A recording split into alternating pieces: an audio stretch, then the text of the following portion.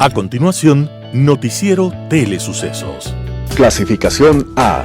Apto para todo público. Un noticiero pensado para usted porque se lo merece. Nos acercamos a la realidad desde diferentes perspectivas. Noticiero Telesucesos. Primera parte del Noticiero Telesucesos con las noticias más importantes del día.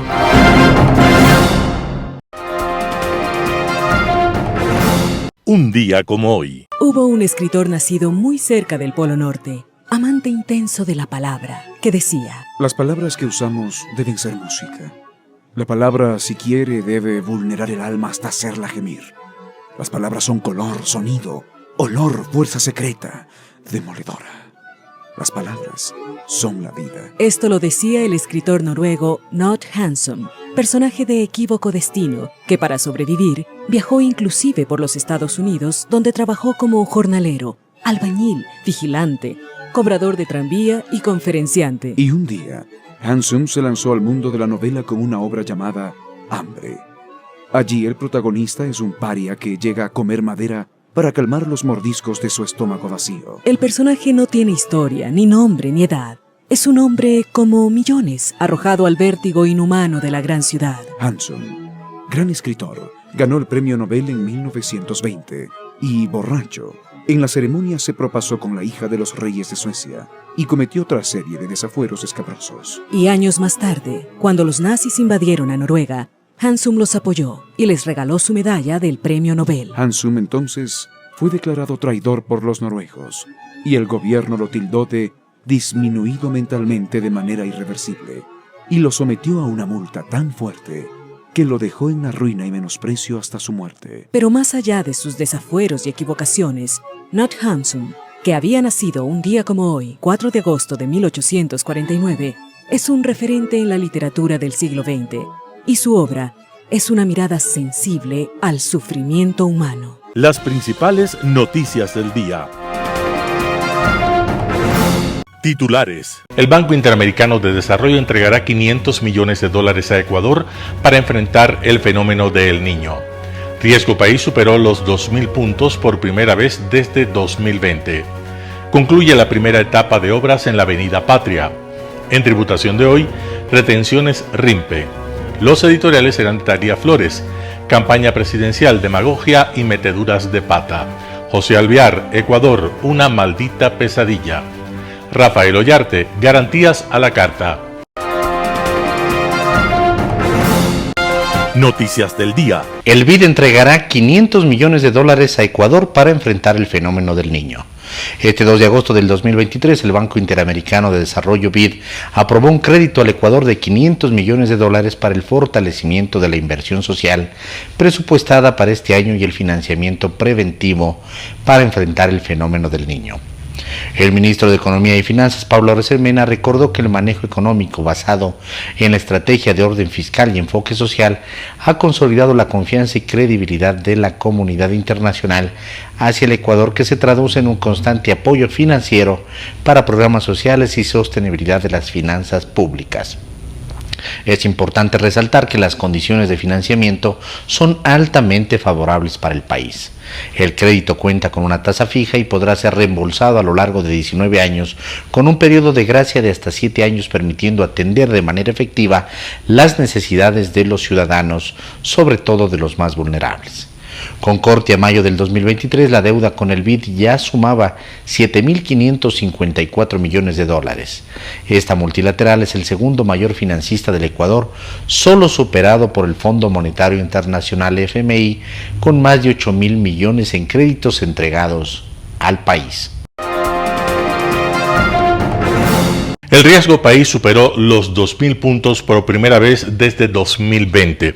El Riesgo País de Ecuador superó el techo de los 2.000 puntos básicos y llegó este 2 de agosto de 2023 a las 2.018 unidades, un incremento de 47 unidades frente al pasado martes 1 de agosto. La cifra es la más alta desde septiembre de 2020, previo a llegar a un acuerdo en la renegociación de la deuda con tenedores de bono en el gobierno del expresidente Lenín Moreno. noveno. En ese entonces, el indicador se encontraba en 2.852 puntos. El riesgo país es un indicador que mide las posibilidades de pago de deuda de un país y es elaborado por el banco estadounidense JP Morgan Chase & Corporation. Mientras más se incrementa, más suben las tasas de interés para acceder a crédito, tanto para el sector público como para el sector privado. Incluso, el riesgo país de Ecuador superó el 2 de agosto al de Argentina, que cerró en 2011 con 2.011 puntos en ese día. En los últimos 3 años, el riesgo país de Ecuador permanecía más bajo que el país del Cono Sur. El 2 de agosto de 2023, el único país más riesgoso de Ecuador era Venezuela, con un indicador de 42.962 unidades. Según especialistas, el riesgo país aumentó por una afectación global por la bajada de la calificación de la deuda de Estados Unidos y porque además existe incertidumbre política debido a las elecciones y el referéndum por el Yasuní. La mañana de este 3 de agosto de 2023, el ministro de Economía y Finanzas, Pablo Arosemena, señaló en entrevista con Radio Sucesos que los inversionistas han castigado a Ecuador con un mayor riesgo país debido a que temen que lleguen al poder políticos que no quieran pagar la deuda externa.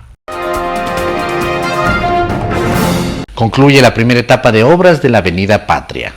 Desde mañana viernes retorna la circulación vehicular de la calzada sur de la Avenida Patria, luego de concluir el proceso de cambio de la estructura de pavimento en el tramo desde el acceso del Puente del Guambra hasta la Avenida 6 de Diciembre. El plazo de intervención del proyecto es de 60 días, no obstante, la ampliación de jornadas nocturnas y diurnas, la metodología de trabajo y el clima facilitan la ejecución de los trabajos durante el periodo de receso escolar. Al momento se cumplen con trabajos finales de levantamiento de pozos y sumideros, compactación de la nueva carpeta asfáltica en el tramo desde la Avenida Amazonas hacia la Avenida 6 de Diciembre, trabajos que estarán listos para la habilitación de la vía a partir de este viernes. Está programado de inmediato continuar con la intervención de la calzada norte. Los trabajos iniciarán desde la avenida 6 de diciembre hasta la calle 9 de octubre. Se mantendrán los horarios completos de 07 horas a 22 horas, únicamente para los trabajos de fresado, una semana, y de 7 a 17 horas para los trabajos de conformación de la nueva estructura de pavimento. Se mantendrá el plan de movilidad con la intervención de la Agencia Metropolitana de Tránsito, la Secretaría de Movilidad, la empresa de pasajeros para coordinar rutas alternas de movilidad sentido oriente-occidente a partir de la Avenida Ladrón de Guevara, Avenida 12 de Octubre, Vicente Ramón Roca y Avenida Ignacio de Ventimilla. También la Avenida 6 de Diciembre, Jorge Washington, hasta llegar a la Avenida 10 de Agosto. Entrevista del día.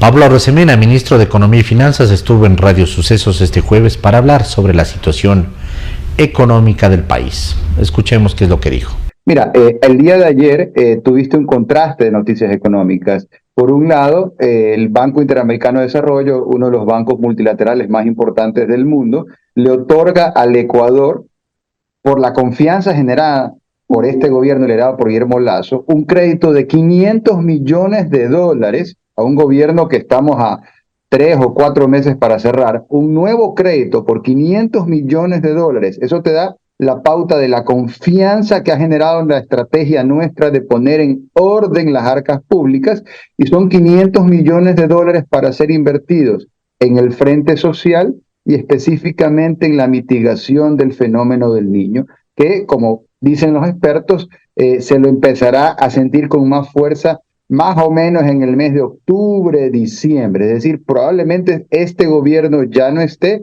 pero la afectación al Ecuador pegará con fuerza y tenemos ya esos recursos para poder tener esa mitigación. Entonces, eso por un lado, y al mismo tiempo el mercado internacional castiga al Ecuador en el sentido de que el riesgo país, que es un indicador inversamente proporcional al precio de los bonos soberanos, cae el precio de los bonos, sube el riesgo país, y lo que está anticipando el mercado es qué es lo que va a pasar ahora en unas eventuales elecciones presidenciales que estamos a 3 semanas, y están intuyendo que quienes pudieran pasar a segunda vuelta, esta es una interpretación personal, pudieran ser personas que tengan ideas del tipo de hacer default, es decir, de declararse locos y no pagar las acreencias externas que tiene el Ecuador.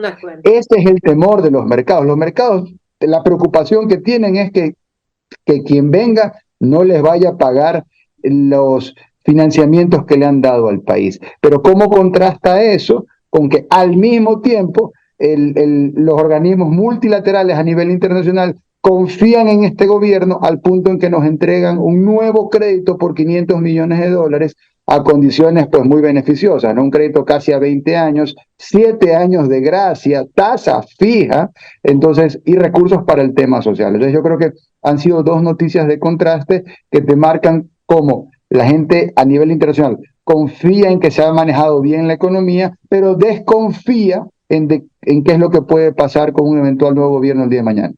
Claro, es entendible, es una situación de inestabilidad política, justamente porque tenemos elecciones este 20 de agosto. Ministro, estaba por preguntarle también sobre este crédito que se aprobó para justamente afrontar la situación del fenómeno del niño. El BID aprobó este crédito de 500 millones para nuestro país. ¿Cuándo se prevé el desembolso total de este crédito?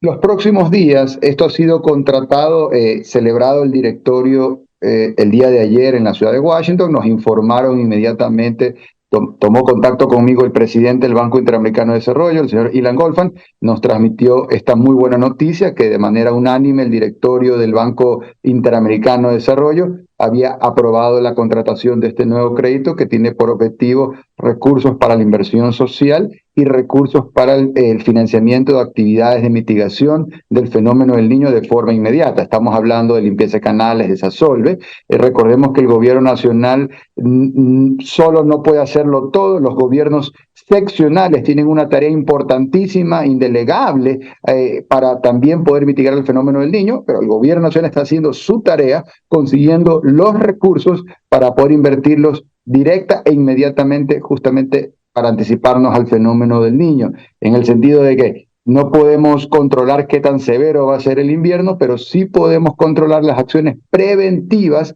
que hacemos desde ahora. Entonces, eso es importante porque este gobierno ha conseguido este financiamiento que sirve para este momento, pero también dejaremos recursos para un siguiente gobierno, independientemente de quién sea. Ahora, ministro, además de este crédito del BID, ¿se estaría pensando en acudir a otros organismos como el FMI para justamente pedir más recursos para afrontar este fenómeno del niño, o eso todavía no está en planes? Mira, este gobierno ya culminó con éxito, ya se acabó el programa con el fondo, lo acabamos en diciembre del año pasado y fue la primera vez, Verónica, que en más de 2 décadas, en 22 años para ser exacto, primera vez que el Ecuador logra culminar con éxito un programa con el Fondo Monetario.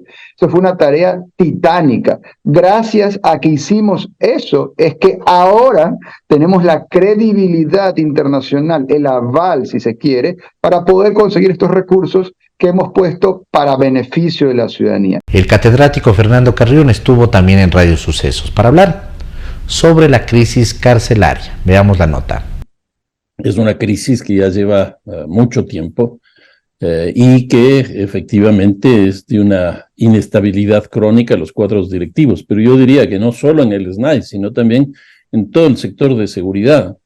En el Ministerio de Defensa han sido en este gobierno 3, en el Ministerio de Gobierno han sido 4, en el Ministerio recién creado del Interior tienen 2, y claro, en el SNAI, pero ahí yo haría una observación, si bien son 5 personas, son 6 directores, porque Fausto Cobo estuvo 2 veces, entonces la situación es más compleja. ¿Cómo se puede tener una política estable en un lapso de 26 meses con 5 o 6 directores?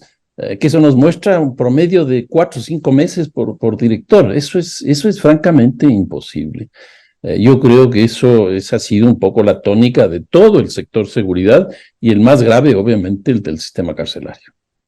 Ahora, más allá de esta inestabilidad que han tenido el SNAI, sus directores, Fernando, la crisis carcelaria ha sido un tema que ha persistido en gobiernos anteriores, que ha dejado, bueno, masacres muy cruentas, vidas que lamentar, y la verdad es que no parece tener solución porque el Estado parece que no ha tenido en realidad el control hasta ahora de estas cárceles. En 28 meses, es decir, un poco más del gobierno de Guillermo Lasso, se han tenido 14 amotinamientos. ¿Eso qué quiere decir? Un amotinamiento cada 2 meses. El nivel de pérdidas de vidas humanas bordea ya los 500. Es francamente una locura. Y aquí viene una cosa interesante, y es que cuando uno compara con el primer amotinamiento importante que se ha tenido en esta época, que fue en febrero del 2021, ahí se produjo de manera simultánea en 4 cárceles y 3 provincias.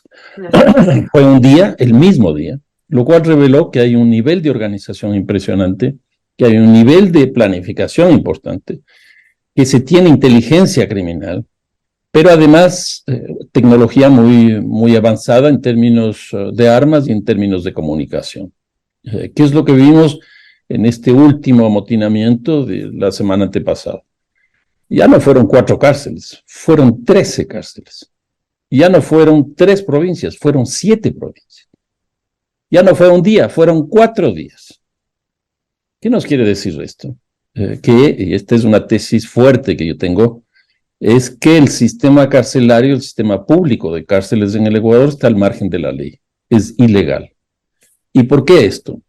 Primero, porque el precepto constitucional de la rehabilitación y la reinserción no se cumple. Es cuestión de hoy escucharle a la policía cuando están frente a un sicariato, por ejemplo, que la persona violenta ha estado 15, 16 veces en cárcel. Así es. Y lo más grave es que la víctima también, porque es el conflicto que tienen entre las distintas estructuras criminales. ¿Eso que nos muestra? Que no hay rehabilitación, que no hay reinserción. No se cumple el mandato constitucional. Lo segundo, que es más complejo, esto que acabo de decir, comparando febrero del 21 con julio del 23. Que el sistema carcelario es manejado por estas estructuras criminales. ¿Cómo explicarse? ¿Cómo entender que entren armas largas y de todo, no? Exactamente. Y puedan, en el día que ellos quieran, amotinarse en 13 cárceles. Y una cosa adicional. En estos días ha salido una información muy interesante en el Universo que nos muestra que, por ejemplo, en la penitenciaría del Litoral, los ingresos por pabellón es de $70,000 por semana. Yo multipliqué por 4 para sacar el ingreso por mes y multipliqué por 12, porque son los 12 pabellones, para sacar todo el monto de la penitenciaría. Y volví a multiplicar por 12, que son los 12 meses. Eso me dio más de $40 millones. ¿Qué quiere decir esto? Es toda una economía que se mueve ahí. Es impresionante, pero lo más grave es que el presupuesto que se maneja dentro de las cárceles es más alto que el presupuesto que tiene establecido el Estado para el manejo de esto. En el programa Impacto Informativo, María Amparo Albán, catedrática y abogada experta en temas ambientales, habló acerca de la suspensión de la consulta ambiental. Escuchemos lo que dijo. Realmente muy preocupados por este fallo de la Corte, esta resolución de la Corte que admite una acción de inconstitucionalidad sobre una materia que había ya reglado y que había solicitado al gobierno adecuar en el fondo para que cumpla con los lineamientos que establece la Constitución, doctrina constitucional del país y acuerdos internacionales, y se hizo esto. Inclusive el gobierno fue más allá, hizo consultas prelegislativas en un tema específico que era la consulta ambiental, que la Constitución no lo manda. El artículo 57-17 lo manda para hechos colectivos de pueblos indígenas, sin embargo lo hizo para consulta ambiental. Ahora bien, hay que entender qué es la consulta ambiental que tanto se menciona. La consulta ambiental es una etapa de socialización, de participación ciudadana, donde se ejerce este derecho que está en la Constitución, en el 398, y que permite a los pobladores y a la sociedad civil en general conocer sobre los efectos de cualquier proyecto y dichos efectos si van a tener efecto o no en el territorio donde ocupan. Y pueden emitir observaciones, cambios, etc. Exactamente, ese es el proceso, participar, poder ser escuchados. Y ese esas es un derecho. observaciones se asimilan en el proyecto. Esa es la idea, que sean escuchados, el derecho a ser escuchado y que sean tomadas en cuenta las observaciones que se hacen en estos proyectos, porque si bien en materia extractiva el regulador, en el caso, por ejemplo, de minería, que es el caso que motiva esto, es el del subsuelo, es del Estado central, los pobladores tienen los derechos superficiales, ¿no? La propiedad, están siendo impactados y tienen que conocer, saber y opinar. Bueno, esto es lo que se estaba haciendo. Así es. Se estaba haciendo específicamente en 2 proyectos mineros, en el Domo, en la provincia de Bolívar, en Palo Quemado, en la provincia de Cotopaxi. Por cierto, ¿qué pasa con esos proyectos? ¿Queda interrumpido el proceso? ¿Tienen que volver a cero? ¿Qué? Edgar, la Corte acaba de suspender no solo estos 2 proyectos, la magnitud y la barbaridad que acaba de hacer la Corte tiene efectos sobre todo el territorio nacional, sobre todos los proyectos productivos que el país quiera hoy día licenciar. Es decir, para que un proyecto productivo pueda instalarse, pueda operar, necesita permisos. Esos permisos ambientales se dan por registro o por licencia ambiental. Lo que acaba de hacer la Corte, es decir, no se puede dar paso a la consulta ambiental, por lo cual no se otorgan licencias ambientales en todo el territorio nacional. O sea, no carreteras, Ningún no proyecto, escuelas, ninguno. ni hidroeléctricas, ni mineras, ni petroleras. Nada, ni agrícolas, ni hospitales. Nada. Hoy día acaba de cerrar con llave la posibilidad de que Ecuador presente proyectos de inversión. Olvídese de la industria minera. Estos ha sido la excusa. Y la Corte, por señalar y por irse en contra de la minería, que ideológicamente se nota que le incomoda a la Corte Constitucional, le incomoda la minería, le incomoda los proyectos de inversión internacional. Se está viendo un alineamiento ideológico en la Corte muy pernicioso. Ya decía hace un momento, le escuché al doctor Santos hablar de lo que hizo en el tema de Costa Rica. Pues ese es un tema de inversión internacional. Entonces se está configurando un patrón en el cual vemos que una Corte que debe fallar en derecho se alinea ideológicamente con postulados partidistas, de grupos, en este caso específico de este tema que nos convoca, de la CONAIE, que ataca a la minería, entre otras cosas, porque le incomoda el factor de capitalización internacional. Hay un tema ideológico detrás que es imposible negar. ¿La Corte está respaldando a la CONAIE? Por supuesto. Y usted tienen que leer si les interesa lo que acaba de sacar la sala de admisión y acaba de justificar lo injustificable y acaba de resolver suspender todo en el país porque la CONAIE le ha pedido que suspenda ese reglamento del decreto ejecutivo 754 que pone en vigencia la consulta ambiental. ¿Pero por qué quieren que suspenda? Porque sin consulta ambiental no hay licencias. Entonces, si usted ataca la manera que se socializa y se otorgan los permisos, entonces cierra la posibilidad de que cualquier proyecto exista. Pensábamos que la Corte dirigida por el doctor Hernán Salgado, no necesariamente él, tenía como una especie de carga, ¿no? En beneficio de estos sectores, pero al parecer esa tendencia sigue. Más allá, el doctor Salgado, quien fue mi profesor, director de tesis, y yo considero una eminencia en materia de derecho constitucional, ha sido el único catedrático y jurista ecuatoriano que ha presidido la Corte Interamericana de Derechos Humanos. Es decir, si uno quiere pensar desde el activismo ambiental y social, todos los procesos que uno hace en el continente terminan en la Corte. Entonces, una persona de esa talla ha dirigido nuestra Corte Constitucional. Sin embargo, hemos visto con sorpresa, y va mucho más desde que el doctor Salgado dejó la Corte, cómo ha habido un posicionamiento, yo diría, en favor de ciertas posturas ideológicas de la Corte. Y lamento mucho decir esto porque yo conozco muchos magistrados, respeto muchos de forma individual, pero la conducción de la Corte en esto está reflejando una alineación ideológica que va más allá del derecho. Si usted revisa lo que ha dictado la Corte anteayer, no tiene ni pies ni cabeza. Un panorama de noticias para su estatura intelectual.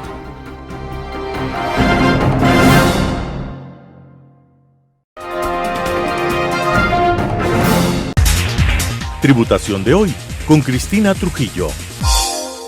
Soy Cristina Trujillo de su programa Tributación de Hoy en su noticiero de Telesucesos.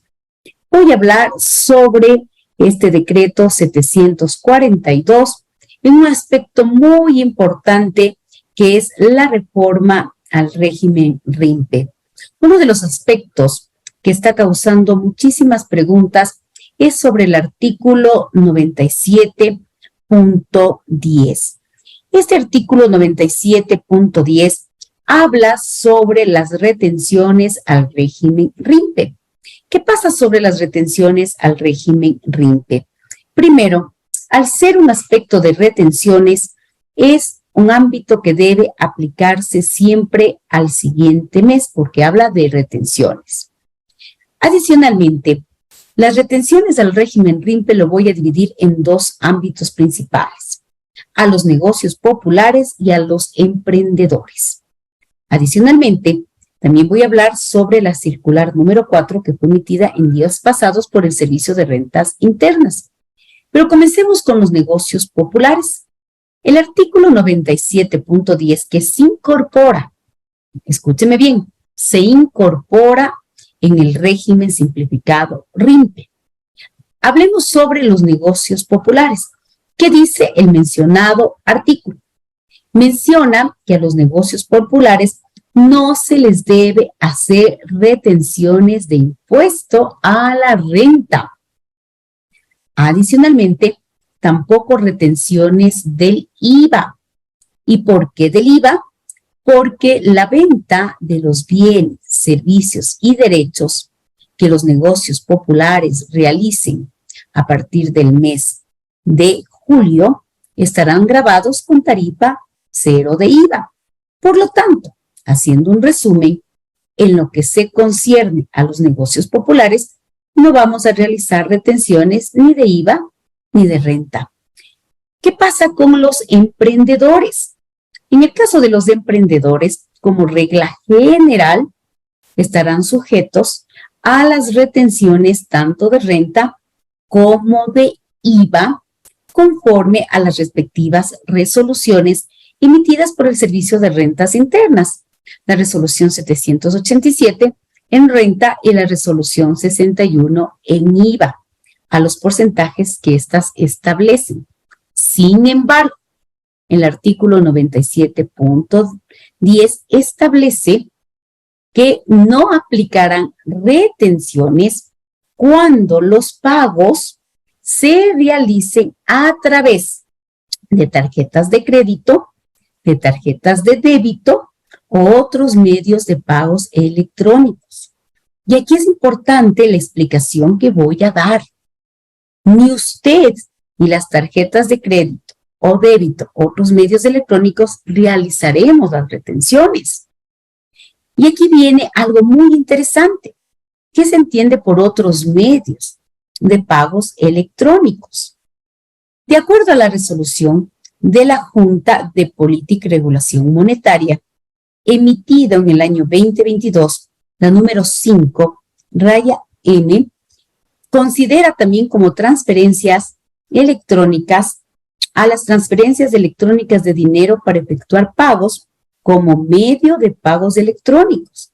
Es decir, que también las transferencias electrónicas o las transferencias de pago se consideran como medios electrónicos, lo que quiere decir que estas tampoco estarán sujetas a retención en la fuente. Me han hecho muchas preguntas en estos días. Entonces, ¿qué no debemos retener a los emprendedores? Cuando se pague con tarjetas de débito, tarjetas de crédito, transferencias bancarias, porque son parte de lo que son medios de pagos electrónicos. ¿En qué casos entonces se tendría que realizar retención en fuente? Cuando se pague con dinero o con cheques. ¿Por qué se está generando esta no retención? Para generar, yo digo, mayor productividad, mayor circulación, mayor, yo digo, apoyo, mayor simplicidad a los emprendedores dentro de este régimen simplificado este régimen tan importante como es el RINPE. De esta manera, se da cumplimiento a la reforma fiscal de la ley orgánica que se aprobó en el decreto 742. Soy su amiga Cristina Trujillo y te voy a mantener súper capacitado. Editorial. Campaña presidencial, demagogia y meteduras de pata. Talía Flores, primicias. ¿Quién habría imaginado que la célebre frase de Eurípides, uno de los 3 grandes poetas trágicos griegos, junto a Esquilo y Sófocles, no es lo esperado lo que sucede, sino lo inesperado lo que acontece, dicha 400 años antes de Cristo, se cumpliría en las elecciones de 2023 en Ecuador? Cuando Jan Topic grabó un video fumándose un porro de marihuana, que en realidad habría sido CBD, no sospecharía el efecto que tendría en su campaña al punto de tener que mutar su estilismo, que ya había pasado del camuflaje inicial a una chompa de cuero por un terno oscuro y camisa blanca impecable. El humo que inhaló Topic circuló por las redes generando controversia, lo que obligó a su mentor político Jaime Nebot a salir en su rescate diciendo que fue una broma. Y al mismo candidato a admitir el error y a disculparse. Hoy Topic emula con sus manos el famoso rombo que popularizó el ex canciller Angela Merkel hasta volverlo su sello de identidad y que es copiado por los políticos de todas partes del mundo, desde que en sus primeras campañas asomara en uno de los carteles con la leyenda: el futuro de Alemania en buenas manos. Yacu Pérez tampoco habría calibrado el alcance de su anuncio de que usará parte de la reserva del Banco Central del Ecuador, entre $1.000 millones o $1.500 millones, para encarar las urgencias del país, sabiendo que en dolarización usarla es cuando menos una aventura riesgosa. Y porque aún se recuerda lo que supuso que el gobierno de Correa tomase los fondos del Banco Central para financiar el gasto público y entregase a cambio CETES y acciones de la banca pública, papeles y líquidos que el Central no tiene cómo vender, quedando hasta ahora una deuda impaga de $6.000 millones. También ha generado interrogantes que Yacu hablara de libre acceso a las universidades públicas, no solo porque está reñido con la calidad académica que se pretende mejorar, sino porque es irrealizable, pues no hay cupos suficientes, porque los presupuestos no alcanzan.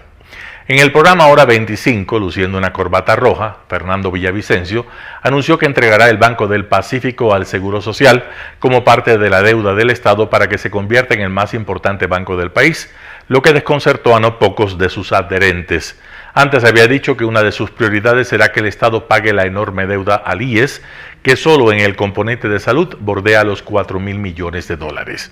En esa misma entrevista, el candidato de Construye anunció que votará sí en la consulta para dejar el petróleo del Yasuní bajo tierra. Cuando Luisa González reveló en Ambato que en su época de colegiala fue una mojigata, no habría imaginado que un estudiante ripostaría reflexionando si alguien mojigata pudiera ser líder, ni que su confesión de que será Rafael Correa quien dirigirá la política económica en un eventual gobierno suyo, que suena a gratitud, traería a la memoria el errático manejo de la economía durante la década que gobernó su mentor y asustar a no pocos.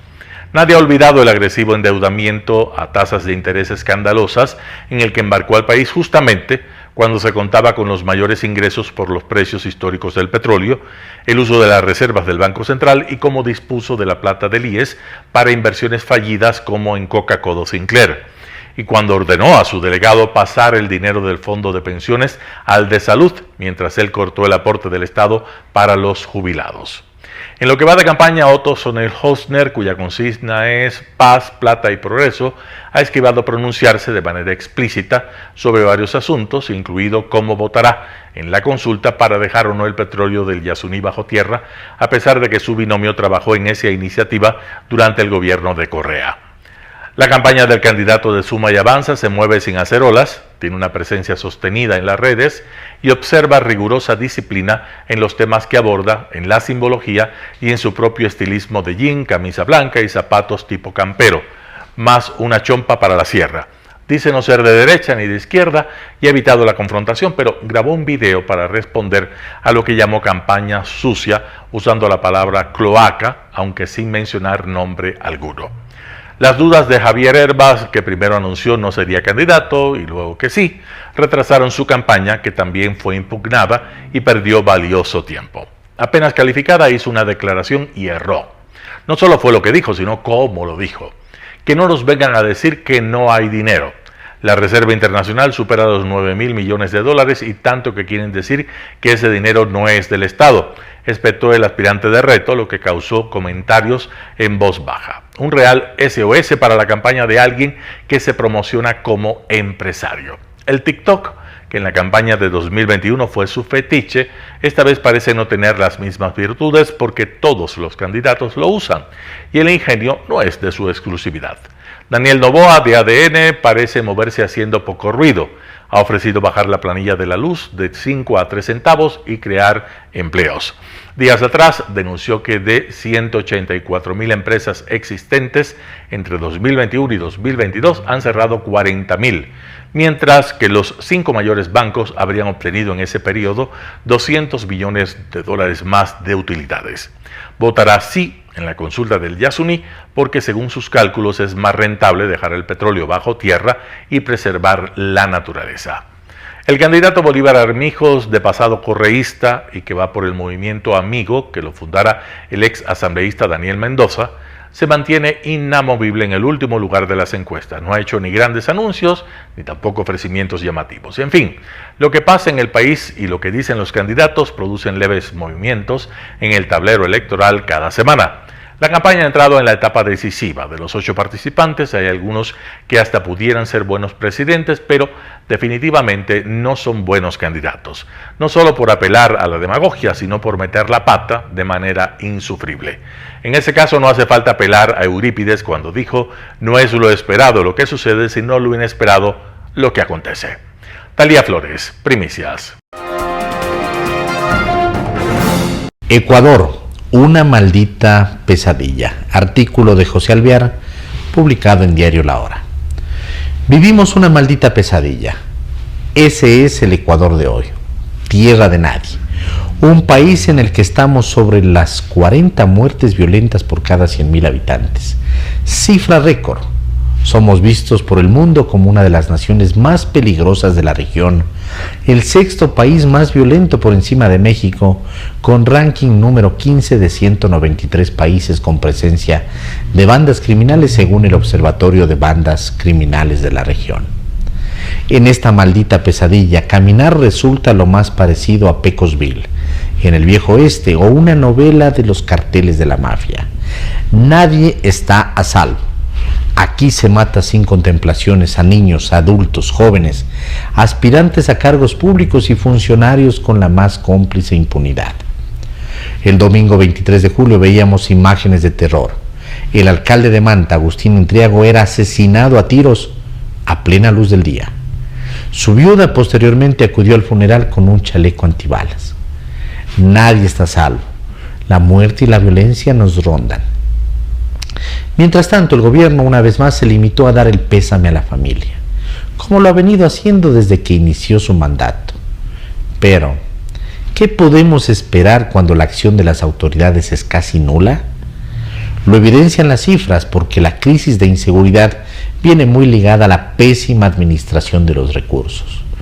Es impensable que en un país tan afectado por la violencia, de enero a junio, el Ministerio del Interior solo haya gastado 8.6 millones de dólares de los 96.9 millones de dólares que tiene de presupuesto anual. Esto según datos del Ministerio de Economía y Finanzas. Con estas cifras, las preguntas al ministro del Interior, Juan Zapata, se hacen inminentes.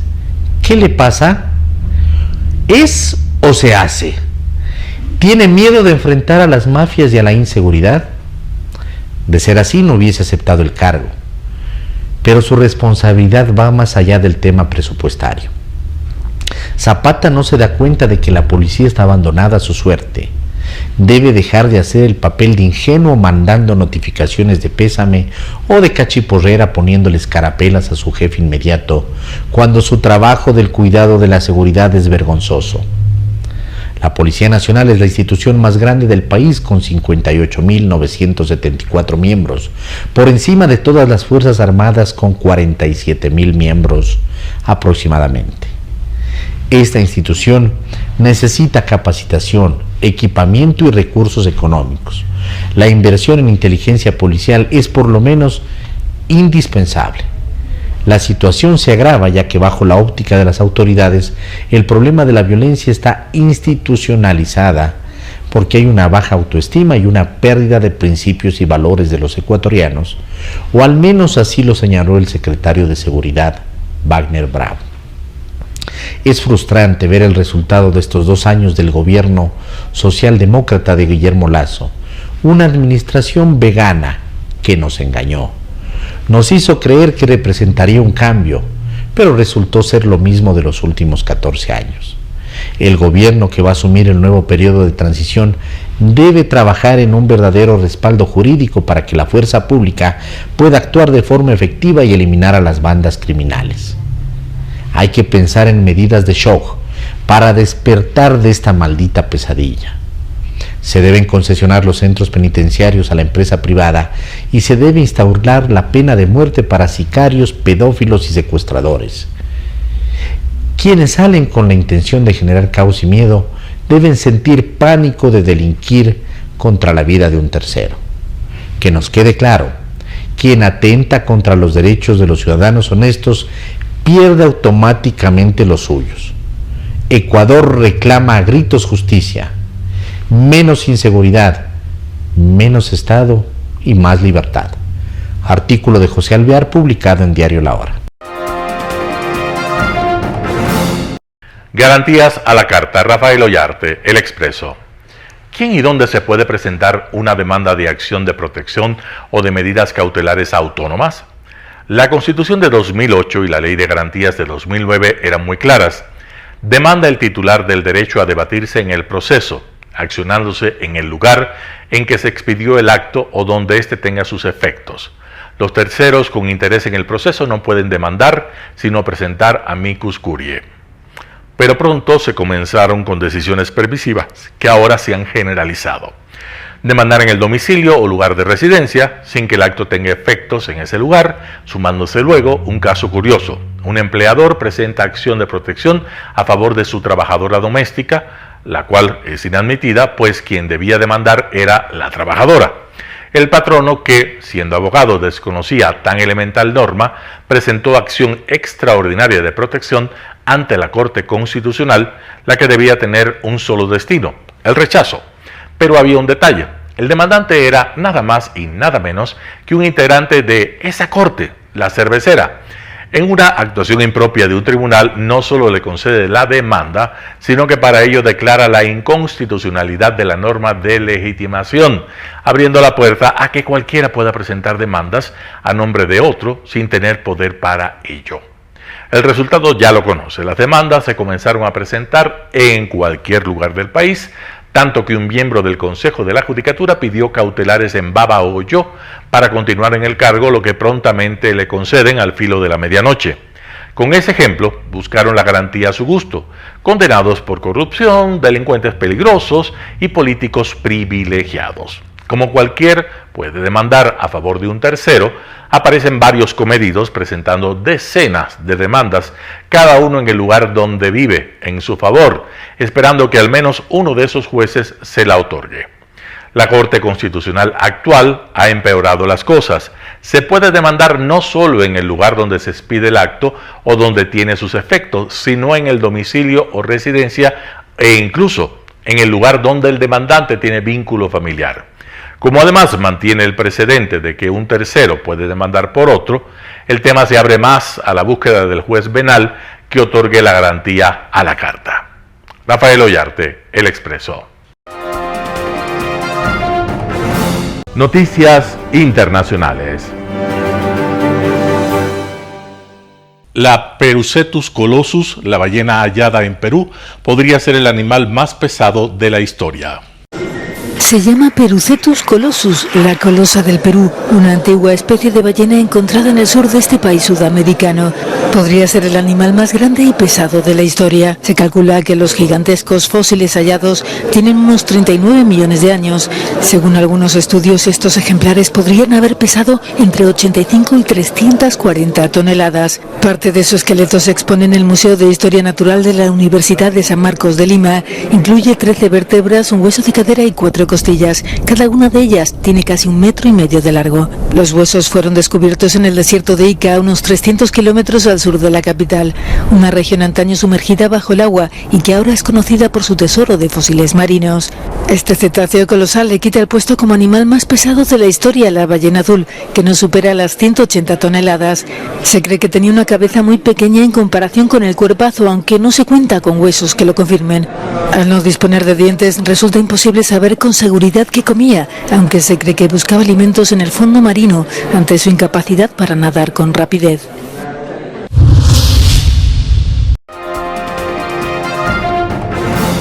Alcance legal y político de la imputación a Donald Trump.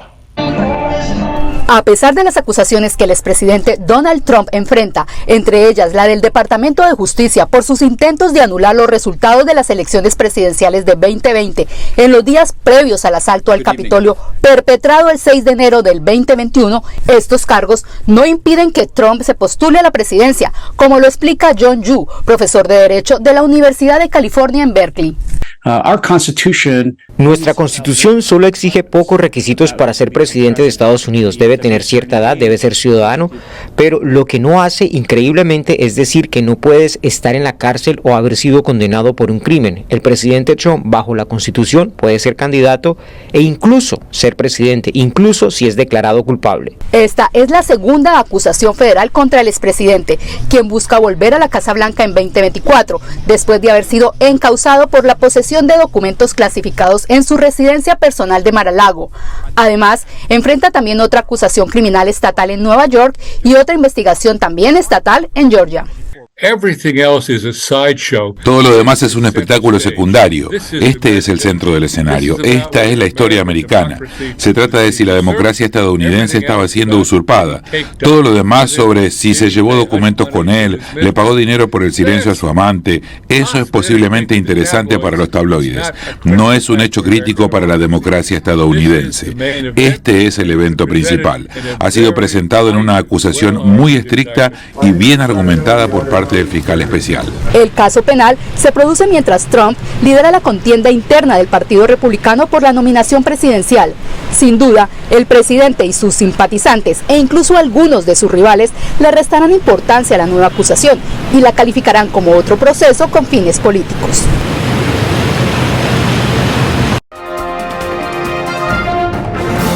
Rusia dice estar lista para volver al acuerdo de exportación del grano ucraniano. Mientras Ucrania intenta exportar su grano por rutas alternativas como el puerto rumano de Constanza, Ankara insiste en reactivar el acuerdo de exportación de grano entre Kiev y Moscú. En una conversación telefónica, el presidente turco ha instado a su homólogo ruso a renovar el acuerdo ucraniano de exportación de grano. El portavoz del Kremlin se refirió al asunto posteriormente. Россия готова незамедлительно вернуться к самой сделке, не только переговорам, но и самой сделке.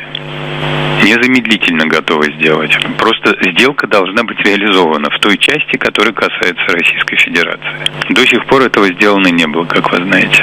Una declaración que no ha pasado desapercibida en las Naciones Unidas. La embajadora estadounidense ante la institución añadió: We have seen indications that they might be interested in returning to discussions, so we will wait to see whether that actually happens. Pero lo que está ocurriendo en estos momentos es que Rusia sigue atacando las infraestructuras portuarias ucranianas, esenciales para sus exportaciones de grano. Durante la madrugada del miércoles dañaron decenas de miles de toneladas de grano en el puerto de Izmail, en el Danubio, situado a escasos metros de Rumanía, país miembro de la OTAN.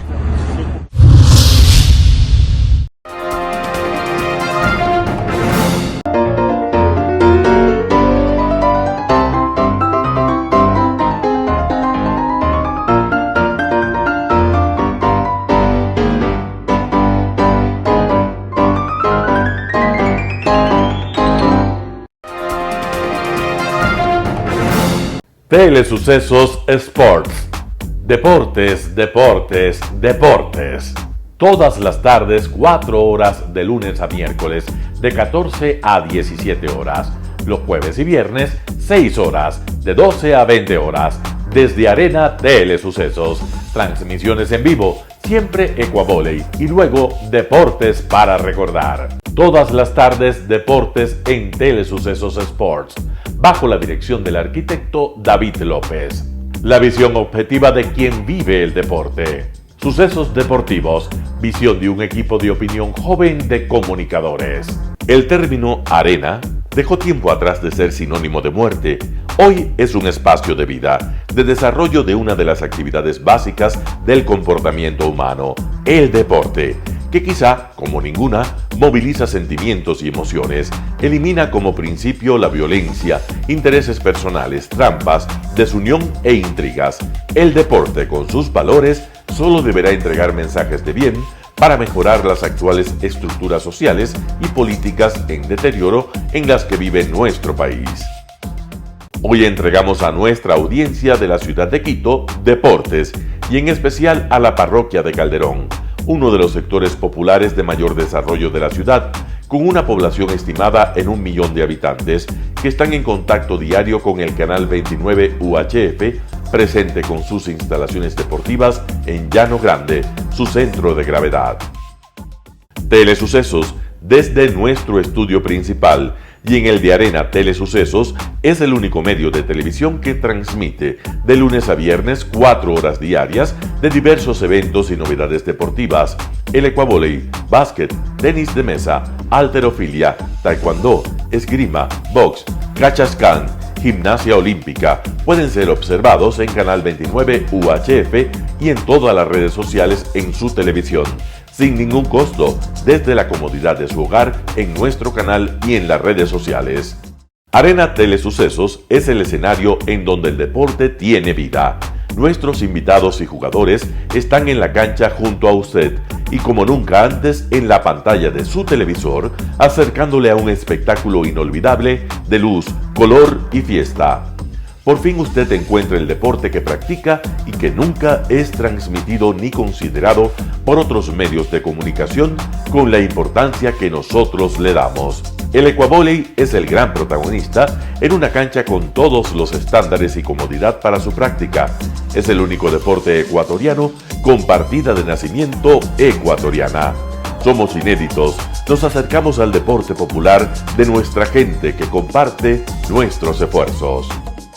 En Arena Telesucesos, aparte del atractivo de los eventos deportivos que transmitimos con nuestra señal a los televisores de su hogar, también entregamos muchos de los valores que encierra el deporte y en especial privilegiamos nuestra identidad nacional en el ecuavoley, jerarquizando su presencia como el deporte con partida de nacimiento en nuestro país. Telesucesos no solo entrega en su programación de deportes un espectáculo, sino que impulsa, privilegia y exige a quienes participan que sean parte de los valores y méritos que el deporte encierra: esfuerzo, superación, perseverancia, respeto, solidaridad, compañerismo, disciplina, puntualidad, sana competencia, honradez en la cancha y fuera de ella. La práctica deportiva siempre generará beneficios positivos para su cuerpo y entregará salud estable, pero refuerza además la identidad personal y premia siempre el éxito conseguido.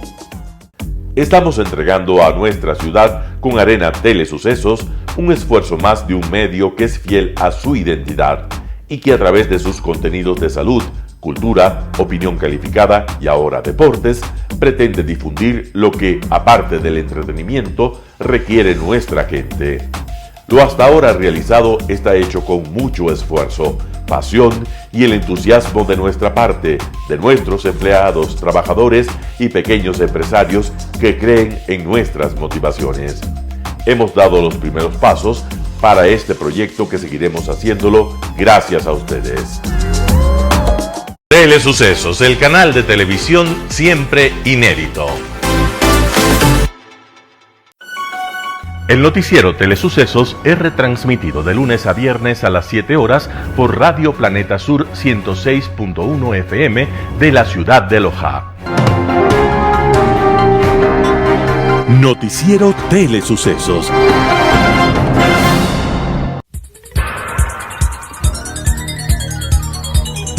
Las opiniones vertidas en este espacio por la producción y dirección del programa son de exclusiva responsabilidad de sus autores y de quienes intervienen en ellos.